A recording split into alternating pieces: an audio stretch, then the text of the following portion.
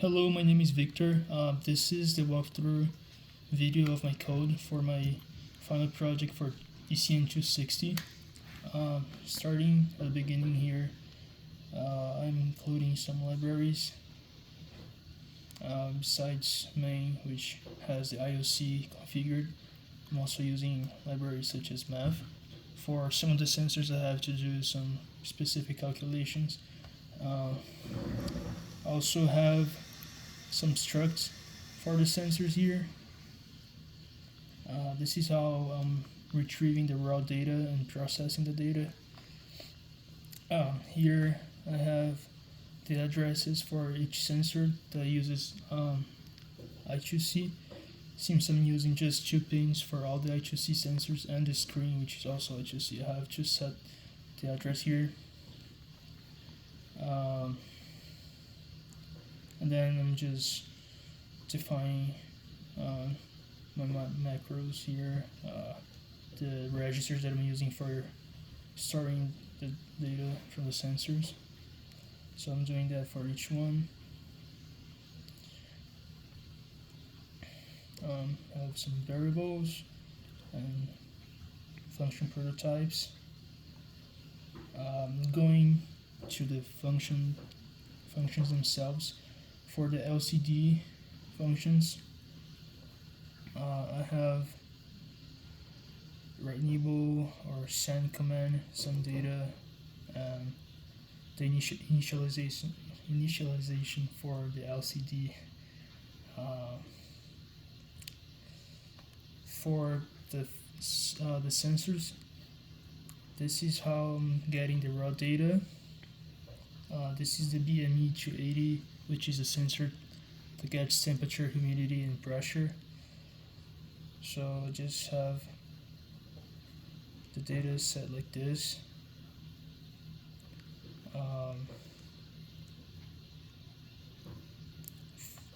Because I'm using int type instead of float, I need to be more precise, so I need to get more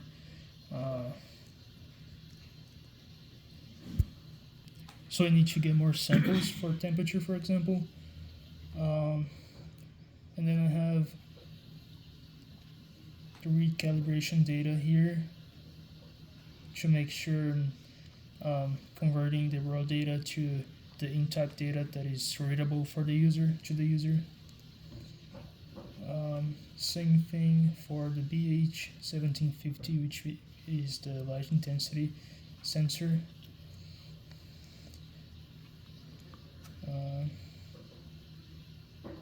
Also sets the mode for some of the sensors here. This one doesn't really do any calculations, just gets the raw data. Here for the magnetometer, I have the configuration registers. I have the mode for what kind of how I'm getting that data. So here, for example, mode 2 means continuous measurement mode.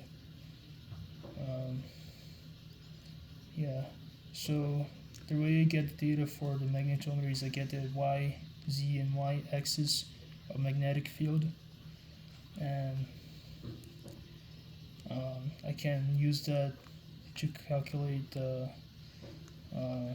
magnetic field strength, but also get that to a heading to work as a compass. So here for the heading, I get the angle using this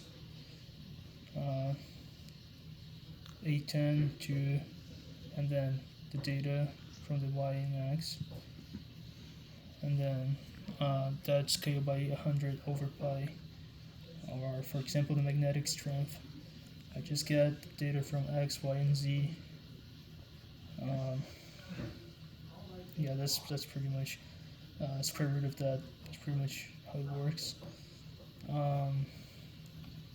And then on my main loop, I'm initializing the sensors again here, and then I have some commands on the LCD to clean the screen for the next data to be displayed. And my main while loop I have how the data is displayed on the screen.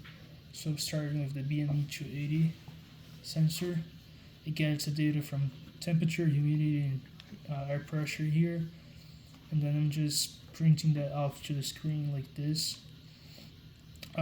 Since some of the measurements have specific units, for example, temperature uses Celsius and humidity is a percentage.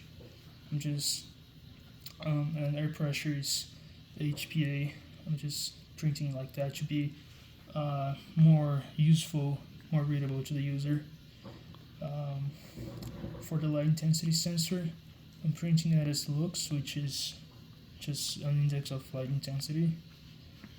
And for the magnetometer, same as the other sensors, I get the data from heading and from the magnetic strength, and I display as an angle and as microteslas. The last one, I have the air quality. I didn't mention that yet, but the air quality sensor is it's an analog sensor. So I'm just getting the analog information directly from P0, which is how it's set up. And I'm getting a number. There's already a equation for transforming ppm, which is parts per million, to a value that is useful information, which is this. I'm scaling that by 1 million to be more readable, but that might have to be calibrated.